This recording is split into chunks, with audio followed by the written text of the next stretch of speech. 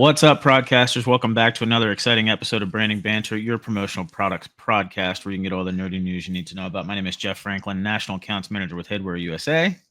I'm Meg Gerber, Director of Sales over at Performa. Sarah Goshgarian Unruh, National Sales Manager at Stalls. Awesome. How are you guys doing? Good. Well, I have some news, and now it actually affects all of us. We will have, as of the next show, we will have a brand new intro and outro. So stay tuned. We're very excited. I'm working on it for way too long, but it'll be up and ready so you guys will get to see it next time, and I'm excited about it because putting some magic on it. You're changing the outro too, huh?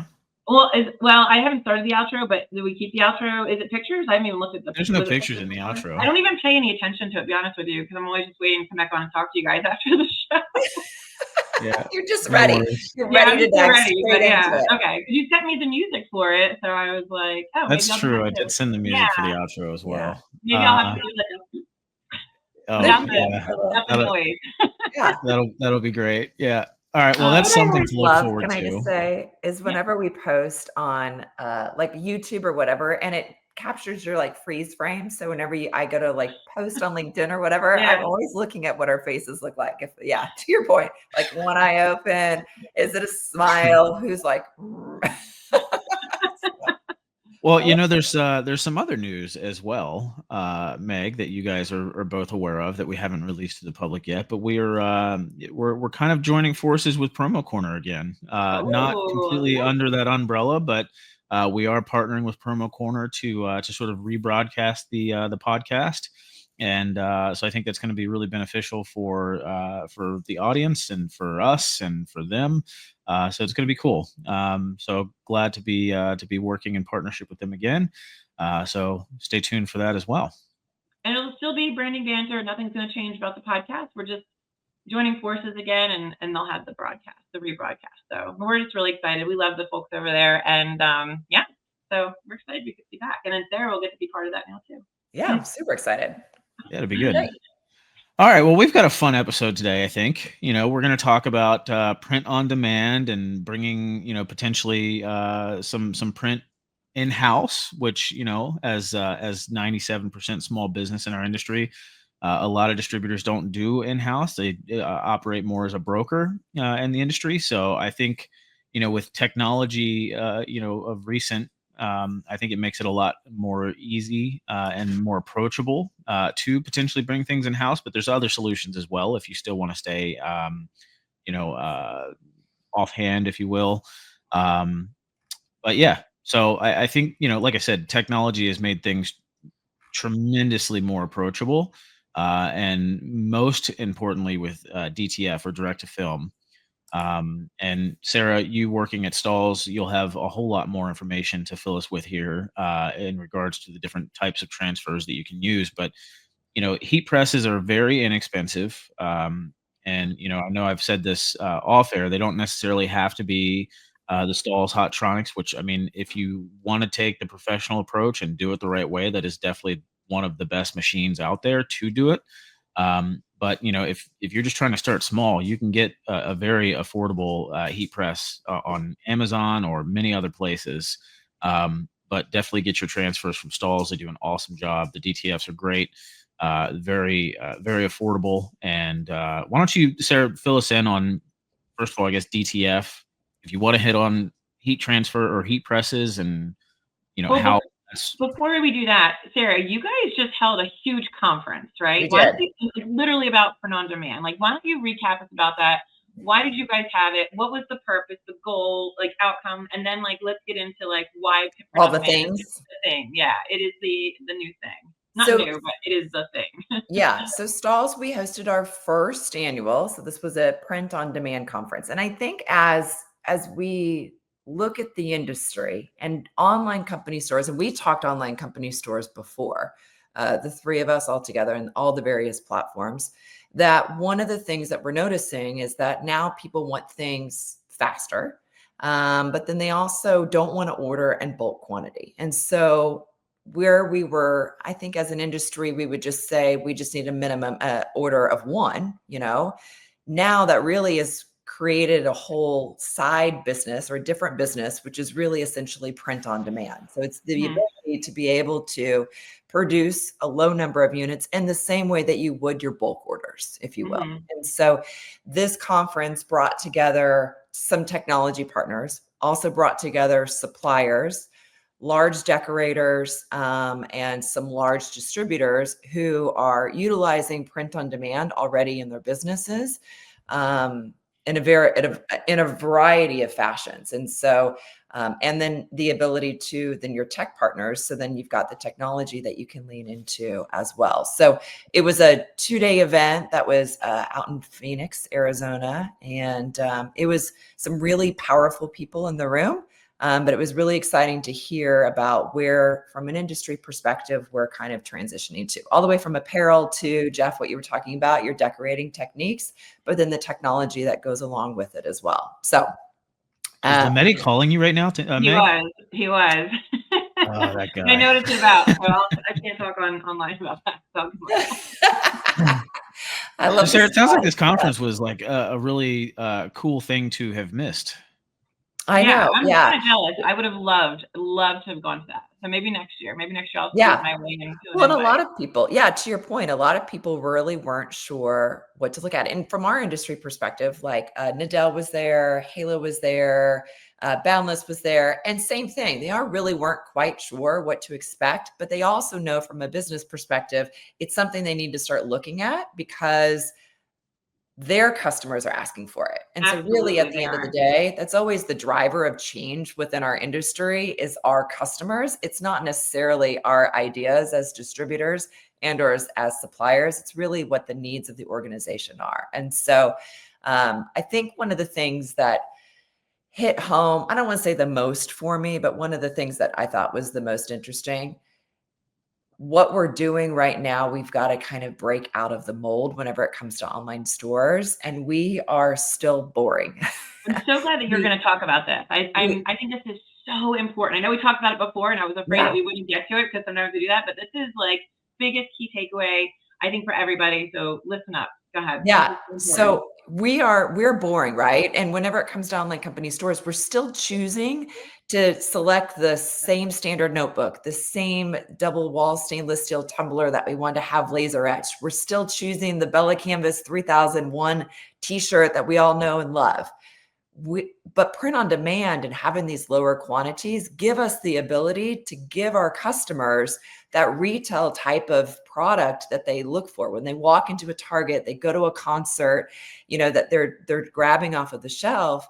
Having print on demand minimum orders of one, which a lot of suppliers are now feeding into that gives you the ability to offer like retail type products to your consumers. And that's really will help elevate the store experience, will likely increase your margins, but then also will then land some of those large bulk orders with those kind of differentiating items that you're adding to your stores, adding a baby doll tee where maybe you don't normally have a baby doll tee, or like one of the biggest fashion things that's in right now is like comfort. I don't know that comfort is going to go away. So a lot of you like your oversized comfort type clothing, offering that onto your stores would be a big seller. But a lot of times we're just so stuck in what our corporate gear looks like that we don't think outside of the box. I can't tell you the number of people who still offer embroidered polo shirts. There's so many other decorating techniques out there. I know. I can tell you, I can look at every store and 99%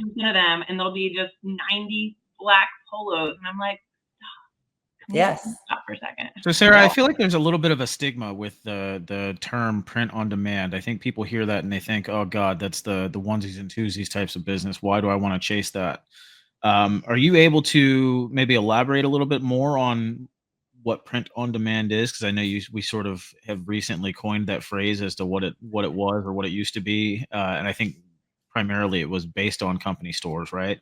But why is that something that you want to chase? And a lot of people, I think, before sort of just eliminated themselves from that process because it was unapproachable to them because, their screen printer that they work with has a minimum of, let's say 25 or 50 pieces. the screen costs, the setups, the actual price of a really small run like that is just inconceivable for a print on demand type of setup. So, are you able to elaborate on that a little bit, maybe? Well, I think you kind of hit on it even too, as like you were kind of asking the question. I think when you think print on demand, to your point, it was the online stores and the onesies and twosies, right? To your point, the screen printers would say no for those smaller quantities. But what a lot of the screen printers are doing, and what a lot of the technology, even in the equipment, is allowing for you to do, is to be able to utilize transfers in order to mirror some of those like higher technique quality products. The president of Rock, he was actually at the convention. He was talking about one of their machines that they now have and that's coming out that screen printers are utilizing in house, where they can produce 500 shirts in an hour with transfers with one operator. Wow. And That's so Wow. that incredible. overhead, so being able to help reduce the overhead. And then to our point, like we all think sustainability, we talked about B Corp recently, right? Mhm. And so those kind of green efforts, you know, No a lot waste. of times those You're green printing like efforts, yeast. yeah, Yeah. exactly, are costly. And to get to those green points aren't green for the environment. And so that's what a lot of times think Meg, you talked about greenwashing. And so that's Yeah. 1,000% of like what happens. So, print on demand, yes, the ability to be able to offer onesies and twosies. And there's some other companies like Splash Brands is another one. They do a lot of fulfillment for stores that is quantities of one. But I think when you think of a Rupt, also quantities of one. But if you talk to Jason and Michael and Ben, like they don't want just the orders of one, Right. but it opens those doors up for then those large bulk orders to come in. I think we would run ourselves in the ground if we decided to open a distributorship in which One all at a we did time. was Yeah. fulfill one order at a Oh, time. Lord. The I think time. we literally would go insane. But And those ones, and being able to say yes to those customers who maybe aren't quite sure if they want to push the envelope, I think this gives you the ability to push the envelope beyond just specs, get checks. yeah. This is like a whole nother level because then you can fully go into production with it. Yeah, I agree with you, Sarah. I think especially, I mean, we've covered this topic probably a couple times in the last 6 years, but every time we do, there's so many new tools out, so many more resources, technology, machines, printing processes, and then the need, because I think the more popular it becomes, more people want it. I know right now we're seeing a very, very big push for the e-commerce platforms, and specifically with Proforma, our pro stores. And the reason being is because think about this. The more hands that are in that pot that are touching it, the more opportunities that things can go wrong, right? So you want to get them into the pro stores and integrate, so less people are touching it. Also, the more people are touching it, the more money it's going to cost you to process that order.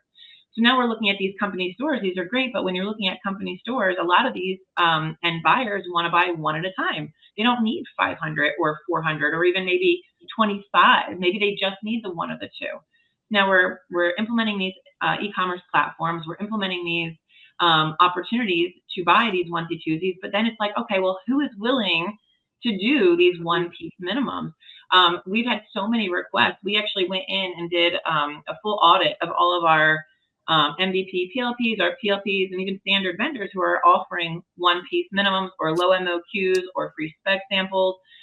And all these things come great. Well, maybe they will do a one-piece minimum, but one thing that people almost don't think about is, okay, well, am I paying a setup charge every time that I'm having to do that one-piece minimum? So I think it's really important to not only identify your vendors that will do them, negotiate what the setup charges look like, and then who's fulfilling it, right? I think there's fulfilling and shipping. There's many different layers to this, but putting together a comprehensive print-on-demand plan, partnering with people like Stalls, having the e-commerce to back it, I think it's a huge win. And then let's talk about rush orders for a second. I mean, Sarah, you said yesterday, if I put an order in by 9 a.m., it's shipping out that same day.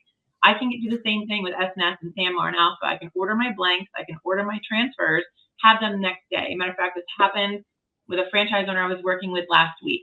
They had an order. It was 41 shirts. They needed it by Saturday. I looked at all the vendors, all the decorators that I know in the area. I looked at their production times. I looked at their pricing, and I have some really good relationships. When I added on that rush fee to have it done by this weekend, And then I took the cost of what your gang sheet would be. I was saving hundreds of dollars, not hundreds, I'm exaggerating. Let's say it was half the price. It was half the price for me to order a gang sheet, do it myself. I could do it in literally 2 days, order, get my blanks, get my decorating, print them. Oh, I'm not printing them, but they could print them in their office. Press them, and I then they're mean, done, and they're out literally the 2 door. days, and you Yeah. charge the same, save some money and have higher margins. So it's not outside the box. I think you just have to be, you have to have your processes set up in place to be able to be streamline it and just pull the trigger when needed. But I love being able to do that. Super beneficial. Well, and when you talk technology, that's why Stall's an acquired Fulfill Engine, which was Mm, the driver really behind this print on demand conference. And so for Fulfill Engine, it really is taking that ability. And so we partnered with Order My Gear. So then that way, anybody who was utilizing Order My Gear for their stores, and there'll be other partnerships that come. So just note that. I'll just throw that out there. There will be other partnerships that come later that you can then choose to have your item then be from one of those vendors that is connected to Fulfill Engine. And so really what happens right now when you close it, if anybody runs an online store, at the end of it or at the end of a week, somebody is downloading whatever those orders are and then ordering and processing them with Sanmar, SNS, or whoever their vendors are, and then sending it out for decoration. Well, Fulfill Engine does that automatically, right? yeah, Like it's taking whatever you're putting as your parameters, your thresholds, and then pushing it out, sending those orders out automatically. It also is opening the door to other decorators. If you're not doing the in-house decorating yourself, it helps with efficiency if you are a decorator in-house. But if you're not, and let's say I offered embroidery, and so in-house, but everything else I didn't want to touch, there's a network of decorators that are connected to Fulfill Engine that then will fulfill those orders with your decoration that you've already have attached to whatever that product was for your online store. So you don't ever touch it. So you nice. truly could decide, Jeff, you wanted to open up your own distributorship, but you don't want to do any in-house decorating. You could choose to utilize the network from Fulfill Engine, never touch an item, everything gets decorated, and all you basically are doing is running an online store. And I'm That's glad that you amazing. hit on that and some of those, some of the other alternatives to not doing it in house. Yeah. But one thing I do want to hit on is what if I do want to bring it in house? Like what options I mean? Can we hit on like heat press technology and the different types of transfers and stuff like that, just to Yeah. give people a little bit of education on that, so that if it is something that they want to touch and bring in house and do it themselves, they have maybe a little bit more knowledge behind Yeah, them. you're the expert here, Sarah. We're like the Yeah. white belts in I heat will tell you, we pressing. did launch a new product Horse when we rights. were at our print on demand conference. We launched Liquid 3D. It's a really Oh, cool product. We're only cool. offering it through Fulfill Engine because the minimum order quantity is 1, but it was cool. It's a really cool thing to look at. So that's new, so that's coming. But we have to be able to hit, to your point, of like that minimum of 1. And so that's what we've got to do a lot of testing and stuff in order to make sure that all of the transfers or decorating techniques can fulfill that. Right now, that's where DTF, direct to film, for us at Stalls, it's Ultra Color Max is what we call it. That has really been the game changer because it is a minimum order of 1. So it allows for you to say yes to those decorating techniques that before you would really hesitant. And it's a fantastic product that's applied to a myriad of fabrics. So you can do your polys, your nylons, your cotton blends, all the way up to your heavyweight cotton. So you can use it on anything and everything. And it, to Meg's point, I mean, you legit could order it that morning, have it sent that evening. And if you wanted it overnighted, because for whatever reason you forgot about the job, you could have it overnighted to you. And then you could have something out the door by Friday. So Yeah, that's awesome. I'm lucky enough to live 1 day away or one yeah, ground shipping for day sure. away. So So ground I'm shipping. like, it's so beneficial. I just So love it. I love this option. I love having it. It's great for small businesses. It's great for startups, the Etsy type customers. Because I think in the beginning it was crickets, right? And Cricut was it was cute for the Etsy, like, oh, let me do a pot holder. But the minute you wash that thing, it's all peeling off. So I really feel like it's going to elevate that little industry as well. The home, what are they called? The home hobbyists. Yeah, crafter, home hobbyist crafters. Yeah. Yeah. Which is Yeah. your Etsy's, right? Like Yeah. they want to keep it that way.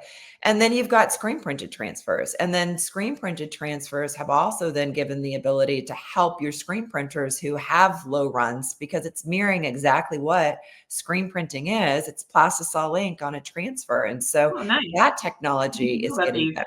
So then that way, like you could do 6 of them, right? Or even if you needed to do 3, the cost is so low to Mhm. order and have those extra 3, then you could do a lot of things with it. So, so I think it's more about educating and knowing what it is that your customers wanting from an end perspective, but not being afraid to try something that's not your standard screen print or embroidery. So Sarah, yes, go technology ahead. Yes, is I have one more question for her, but go Yeah, I ahead. was just going to say elephant in the room. What about shipping? I know that's the next big thing for everybody to tackle, right?